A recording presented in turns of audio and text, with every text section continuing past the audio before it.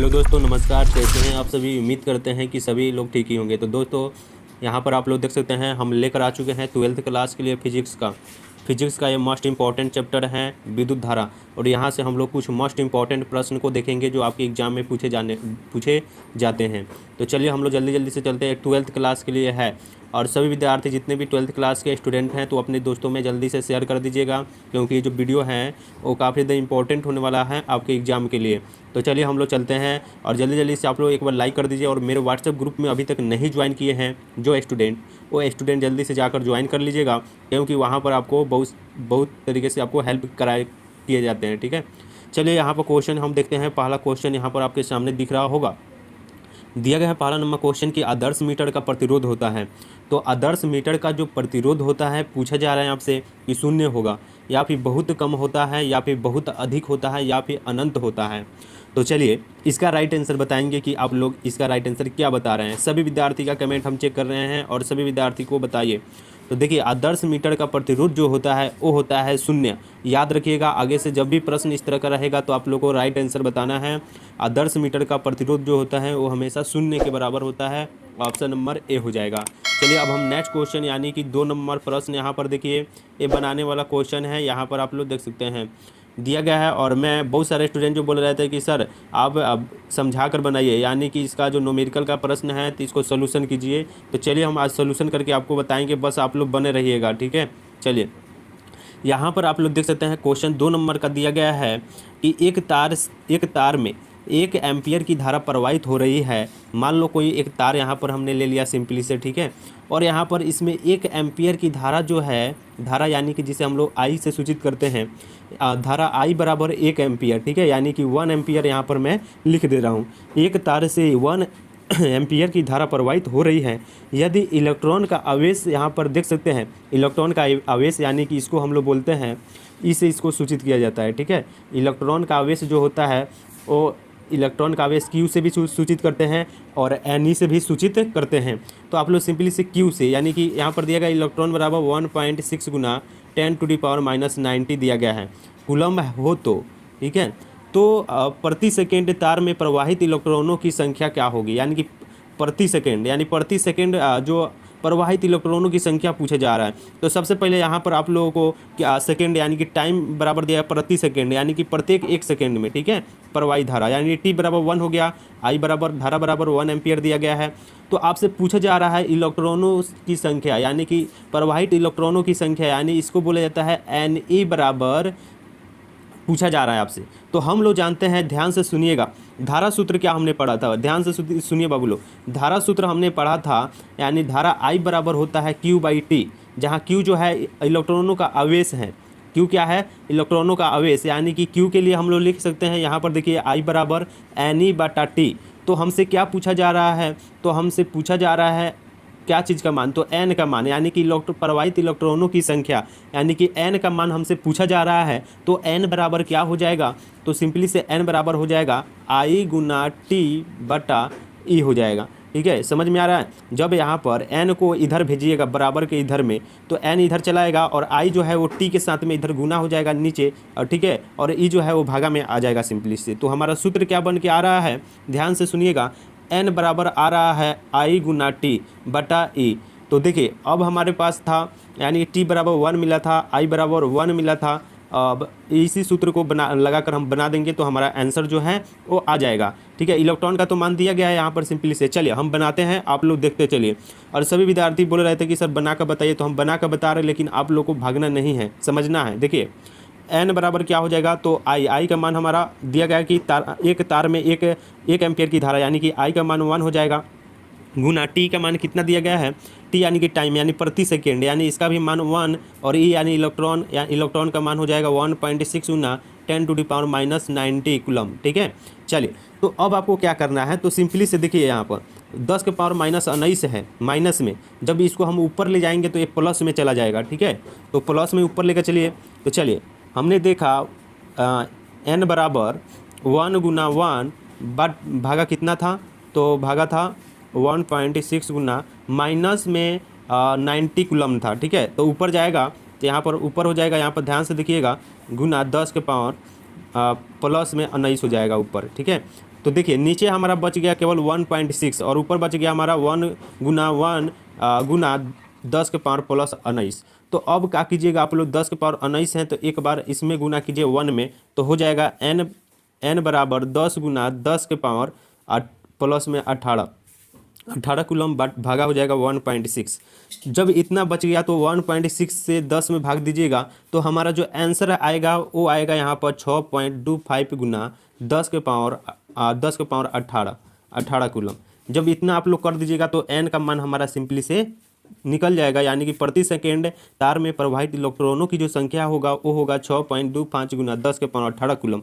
जो विद्यार्थी इस तरीके से बनाएगा उसका सही जवाब होगा ऑप्शन नंबर जो है बी में दिया गया हमारा ऑप्शन राइट। ठीक है, तो आप लोग इस तरह से बनाइएगा।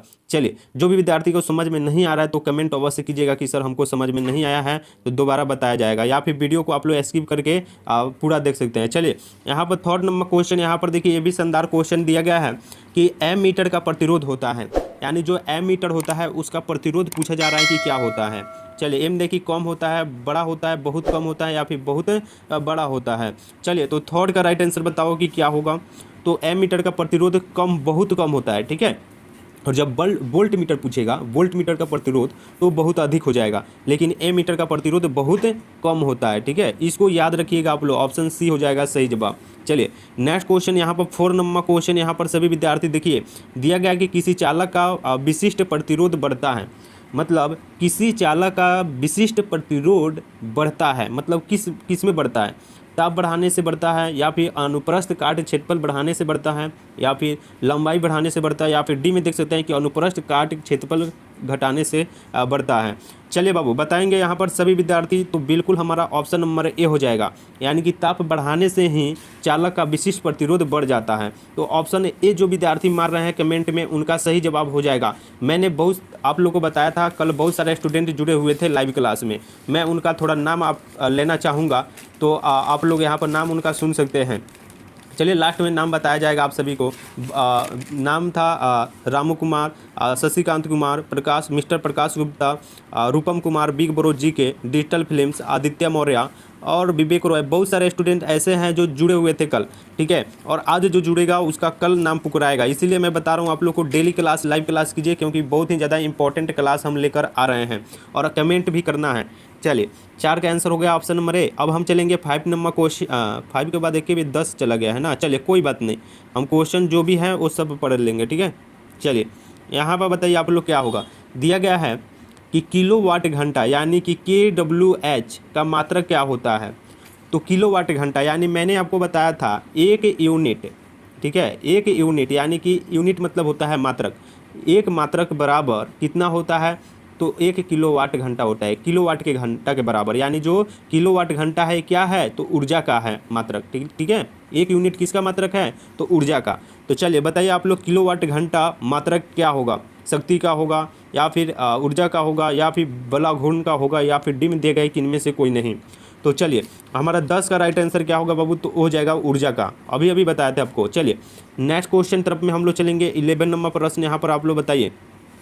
दिया गया है कि स्वस्थ मनुष्य के शरीर का प्रतिरोध होता है, मतलब एक स्वस्थ मनुष्य जो होता है उसका शरीर का जो टेम्परेचर होता है, टेम्परेचर नहीं, तापमान नहीं पूछा जा रहा है, विद्युत प्रतिरोध पूछा जा रहा है। एक मनुष्य के शरीर का जो विद्युत प्रतिरोध होता है, ठीक है ना, उसको पूछा जा रहा है कि कितना होता है।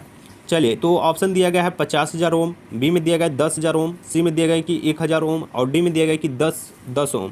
तो चलो बताओगे कि इसका सही जवाब आप लोग क्या जानते हो। तो ऑप्शन हमारा सही जवाब होगा ऑप्शन नंबर ए, यानी कि 50,000 ओम होता है। स्वस्थ मनुष्य के शरीर का प्रतिरोध कितना होता है, विद्युत प्रतिरोध, तो 50,000 ओम।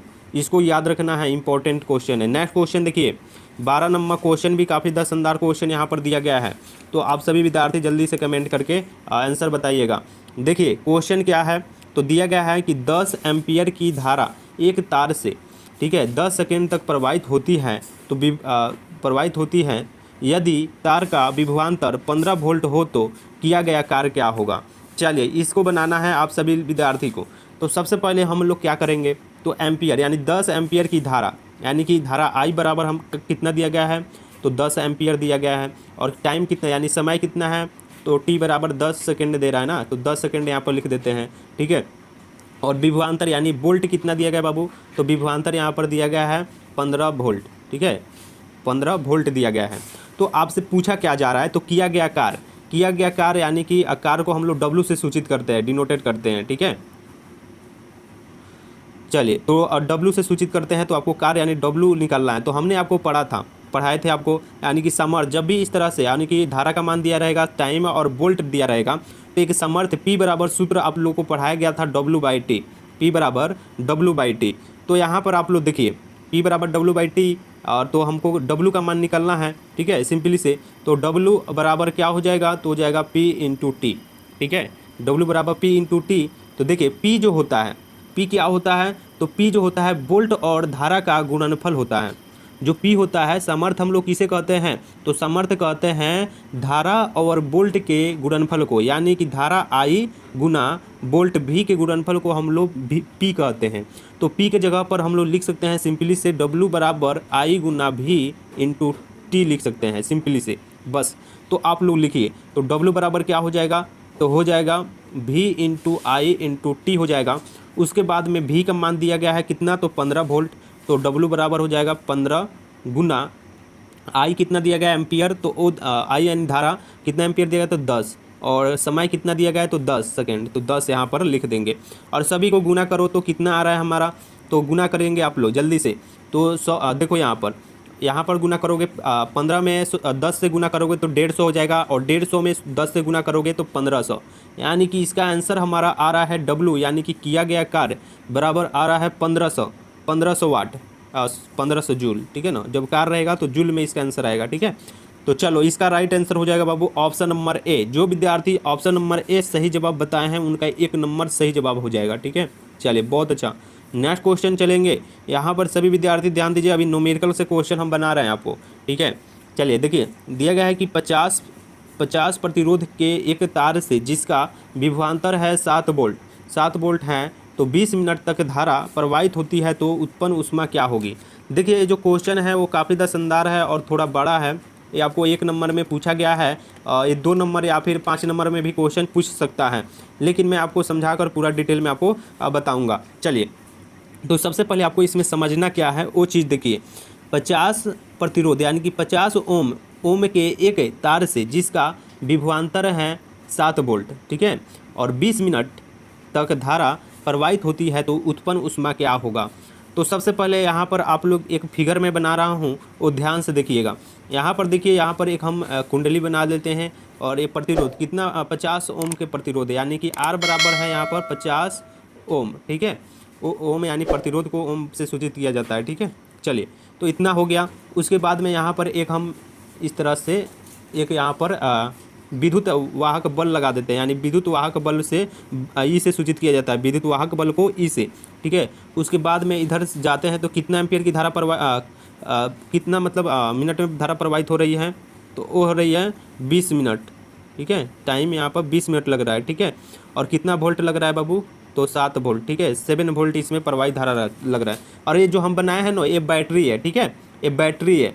बैटरी में यहाँ पर देखिए जो है विद्युत वाहक बल है प्लस माइनस, यहाँ पर हमने एक प्रतिरोध लगा दिया 50 ओम का, यहाँ पर हमने यहाँ पर 7 मीटर का एक बोल्ट लगा दिया है, और 20 मिनट में ये जो धारा प्रवाहित हो रही है। चलिए, तो अब आपसे क्या पूछा जा रहा है, तो सिंपली से पूछा जा रहा है इसका जो उत्पन्न ऊष्मा होगी वो कितना होगी, हीट कितना होगी। तो चलिए सबसे पहले हम यहाँ पर हम लोग दर्शा लेते हैं। यहाँ पर देखिएगा ध्यान से, यानी कि T बराबर हमारा दिया गया है 20 मिनट, ठीक है। T बराबर दिया गया है 20 मिनट।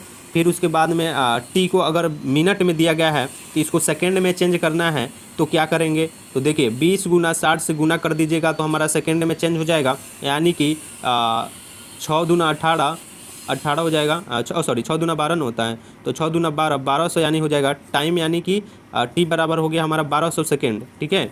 तो सेकेंड में इसको चेंज कर लीजिए।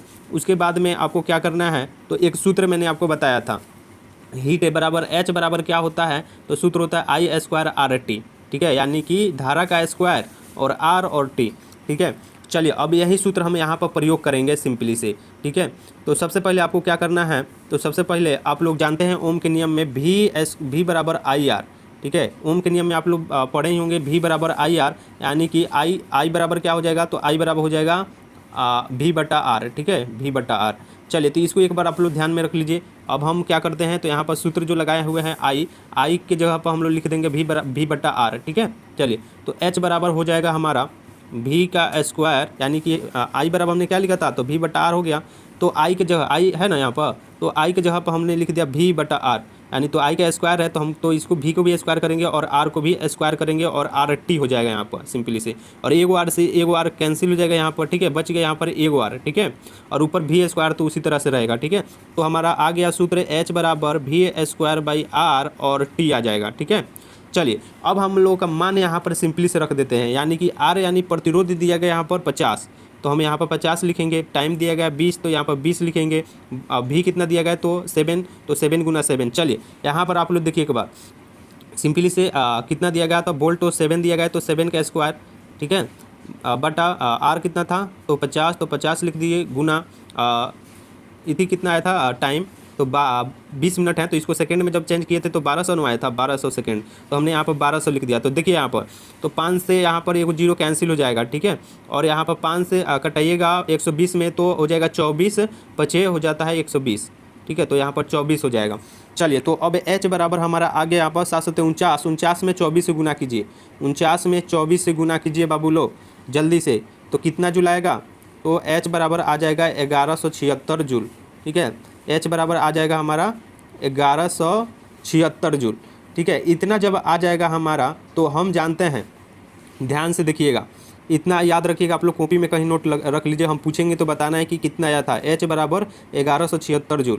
ठीक है, तो हम लोग जानते हैं, ठीक है, मतलब हम लोग जानते हैं कि 1 कैलोरी बराबर होता है, ठीक है, 1 कैलोरी बराबर होता है 4.184 जूल होता है। सभी लोग जानते होंगे कि 1 कैलोरी बराबर होता है 4.184 जूल होता है कि नहीं। अगर हम लोग 1 जूल का मान निकाल दे, ठीक है, अगर हम लोग 1 जूल का मान यहाँ पर हम लोग निकाल देते हैं तो कितना हो जाएगा, तो चलिए यहाँ पर जूल है।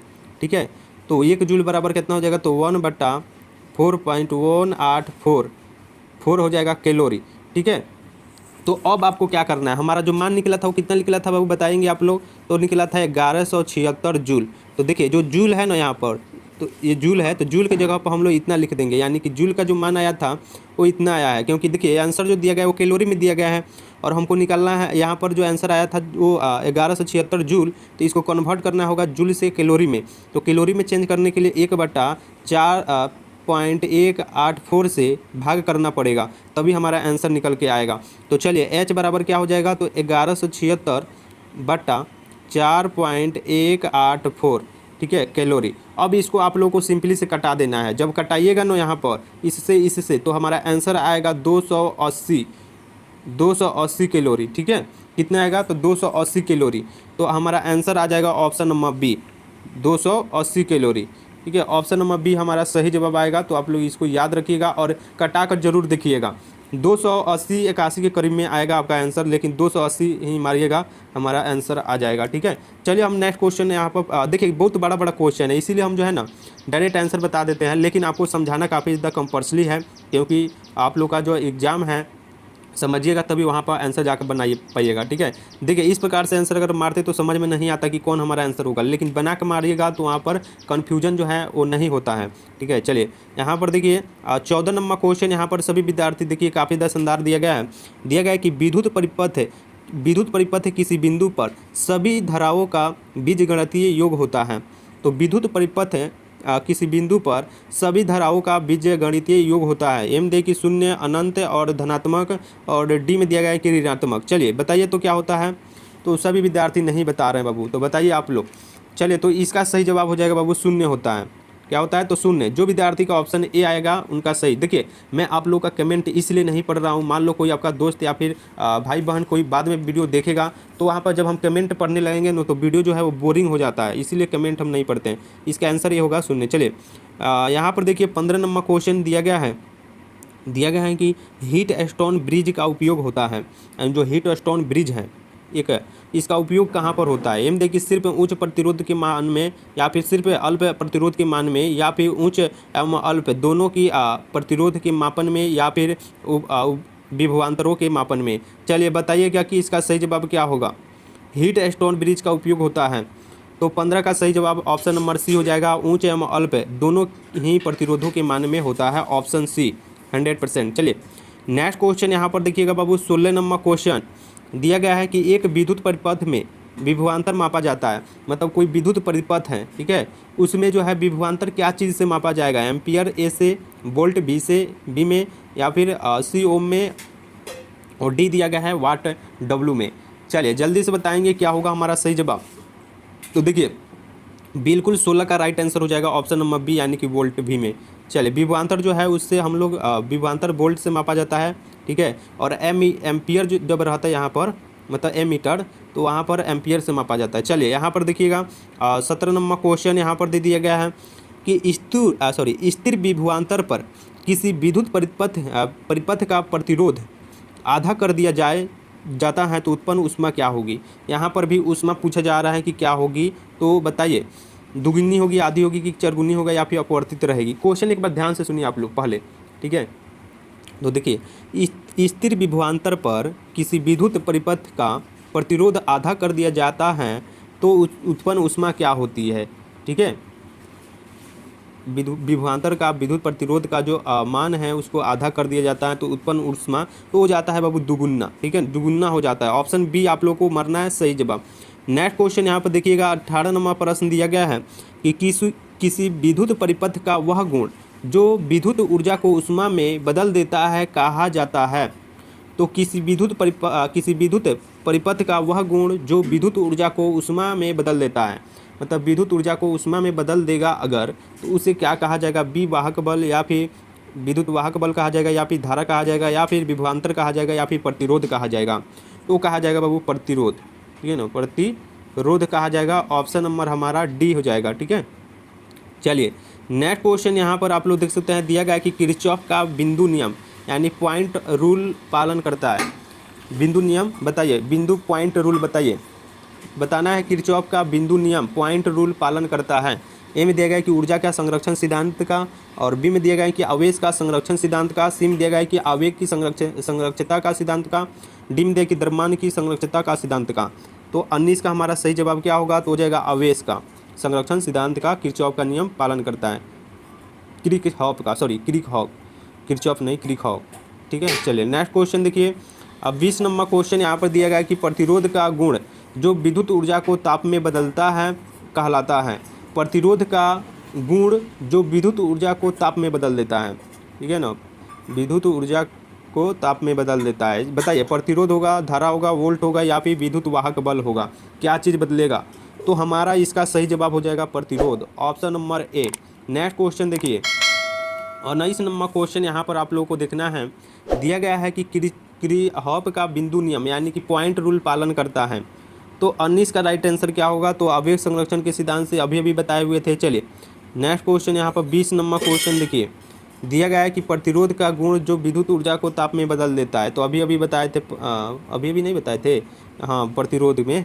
चलिए नेक्स्ट क्वेश्चन देखिए, 21 नंबर क्वेश्चन दिया गया है कि किसी चालक में विद्युत धारा के प्रवाह का कारण है।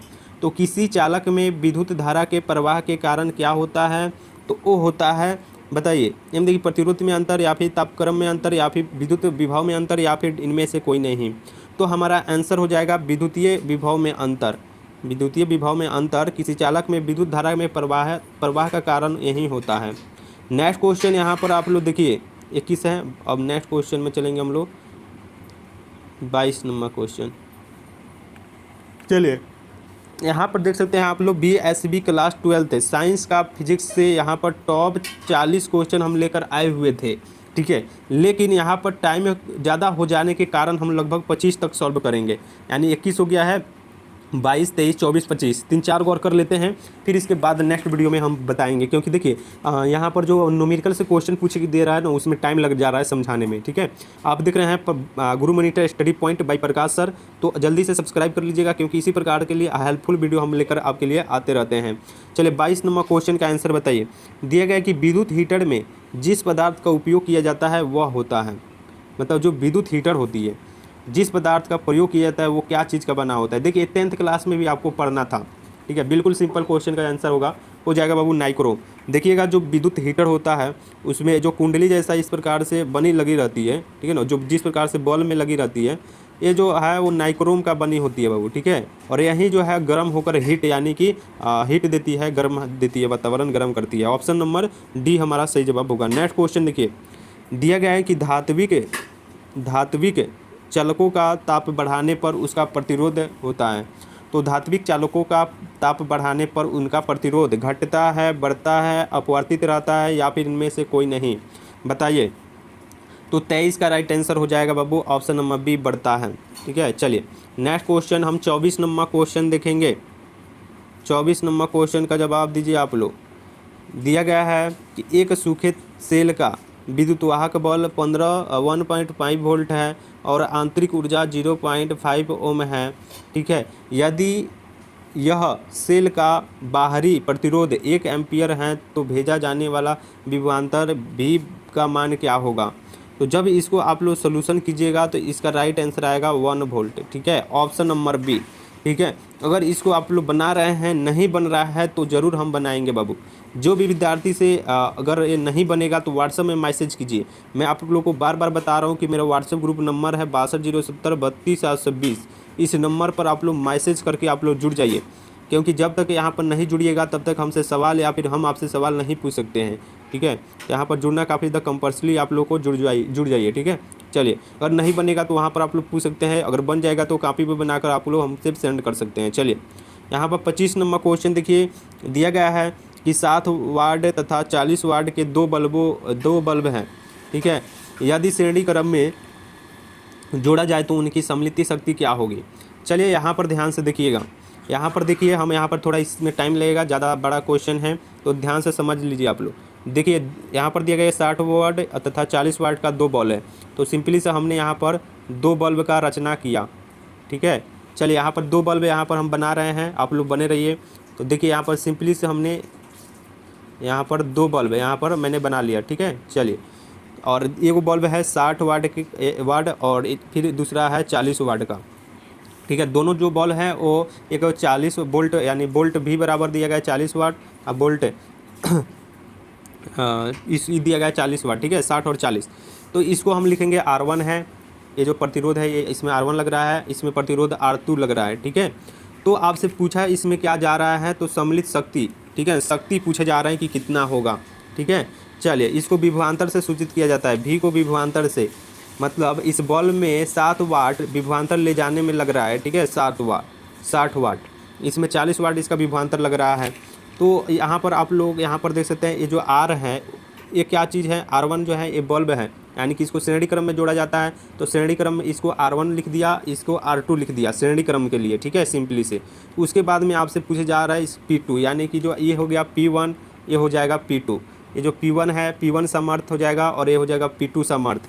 यानी समर्थ आपको बताया था, समर्थ जो होता है वो होता है वोल्ट और धारा का गुणनफल को हम लोग समर्थ बोलते हैं, ठीक है। वोल्ट और धारा के गुणनफल को समर्थ, यानी जिसको हम लोग P से डिनोटेड करते हैं। चलिए सिंपली से अब हम लोग लिख देंगे P बराबर होता है बाबू V² होता है, ठीक है। कितना होता है, तो P बराबर होता है V²।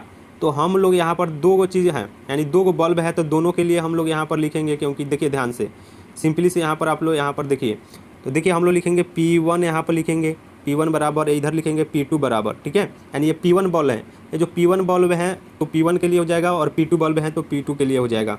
तो P1 के लिए हो जाएगा V²/R1, ये R1 है यानी प्रथम श्रेणी है। यहाँ पर देखिए P2 यानी यहाँ पर V² हो जाएगा R2, ठीक है। ये प्रथम बल हो गया, ये दूसरा बल हो गया, ठीक है। चलिए अब आपको क्या करना है, तो यहाँ पर आपको तो शक्ति निकालना है, यानी R निकालना है आप लोगों को यहाँ पर। तो सिंपली से हम लोग यहाँ पर बाबू ध्यान से देखिए, यहाँ पर R1 जब निकलेगा बाहर तो क्या हो जाएगा, तो V²/P1 इधर हो जाएगा और यहाँ पर R2 लिख लेगा तो V²/P2 हो जाएगा इधर, ठीक है।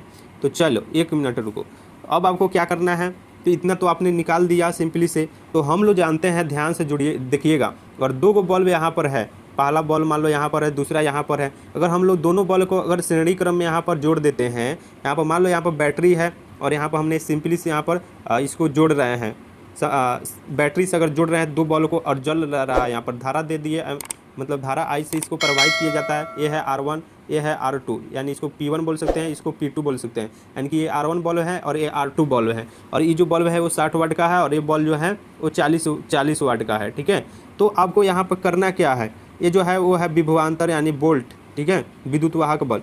तो श्रेणी क्रम में जोड़ने के लिए मैंने आपको सिंपली से बताया था कि सिंपली से जोड़ दिया जाता है, यानी कि R1 बराबर हो जाएगा, R बराबर हो जाएगा श्रेणी क्रम में के लिए R1 प्लस R2, यानी R1 अगर R2 को जोड़ देंगे तो हमारा जो है वो निकल कर आ जाएगा। तो सिंपली से हम लोग क्या करेंगे, ध्यान दीजिएगा यहाँ पर आप लोग।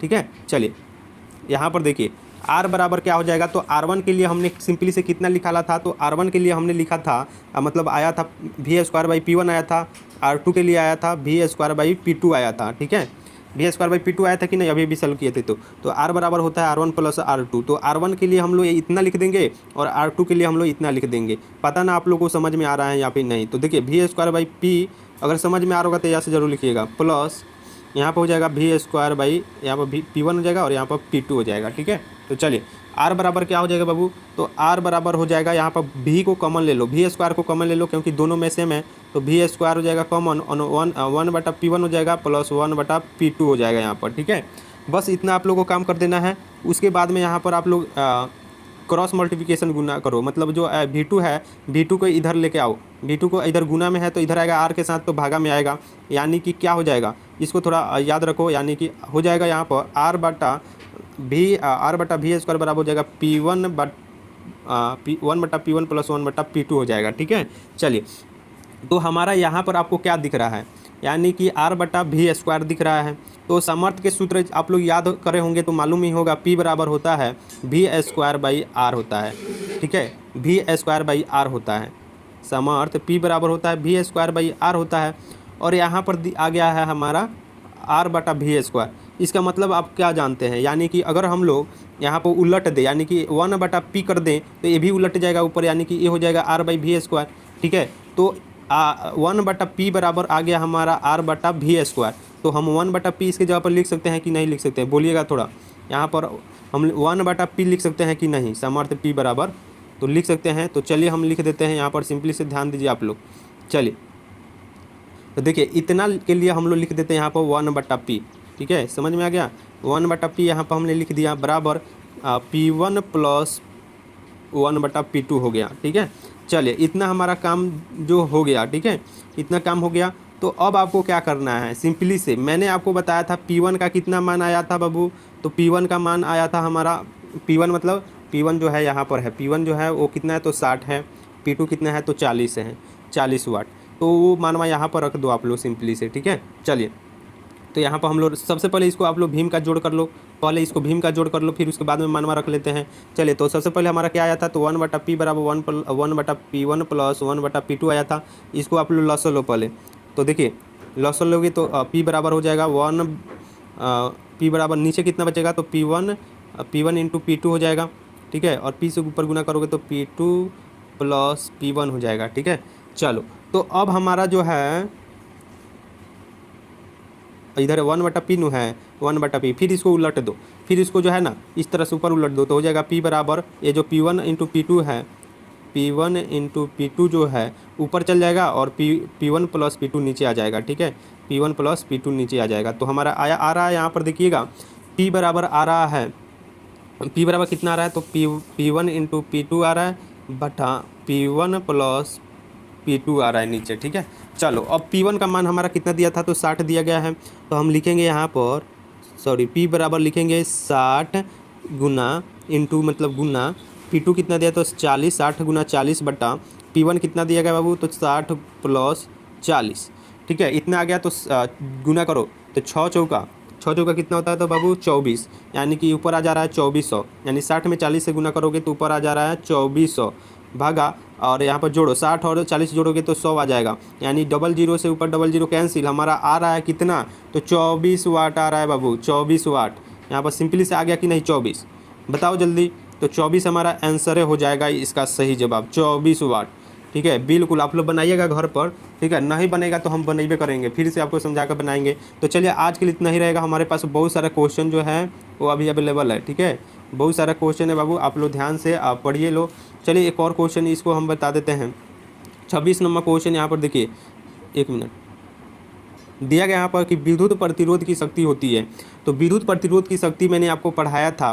विद्युत प्रतिरोध की शक्ति यानी कि शक्ति क्या होती है, तो वो अभी अभी बता रहे हैं ना बाबू, अभी अभी क्या चीज़ बताया है, तो वो बताया है क्या चीज़ बताया, यानी कि P बराबर ना हो बताए थे V²/R, यही चीज़ हुआ है। विद्युत प्रतिरोध की शक्ति जो होती है P बराबर V²/R। P जो है वो क्या है, तो वोल्ट और धारा के गुणनफल को हम लोग बोला जाता है समर। ठीक है, चलिए तो आज के लिए इतना ही रहेगा, ऑप्शन नंबर इसका सी होगा। आज के लिए इतना ही रहेगा और मिलता है नेक्स्ट वीडियो में, तब तक के लिए जय हिंद दोस्तों। जो भी विद्यार्थी देखते हैं कि कौन कौन विद्यार्थी कमेंट किए हुए थे, तो कल जो कमेंट किए हुए थे उनका मैं नाम लूँगा। तो सबसे पहले Ramu Kumar, Shashikant Kumar, Aditya Maurya, big bro, mister Prakash Gupta, attitude girl और विवेक रॉय और बहुत सारे विद्यार्थी थे, digital films, Jalmi Gupta, Aditya, big bro, Shashikant और बहुत सारे विद्यार्थी थे। ठीक है, गुंजन कुशवाहा, बहुत सारे विद्यार्थी जुड़े थे। तो आज जो विद्यार्थी जुड़े हैं इनका नाम कल मैं आपको बताऊंगा। ठीक है, तो चलिए मिलता है नेक्स्ट वीडियो में, अपना ख्याल रखिएगा, टेक केयर।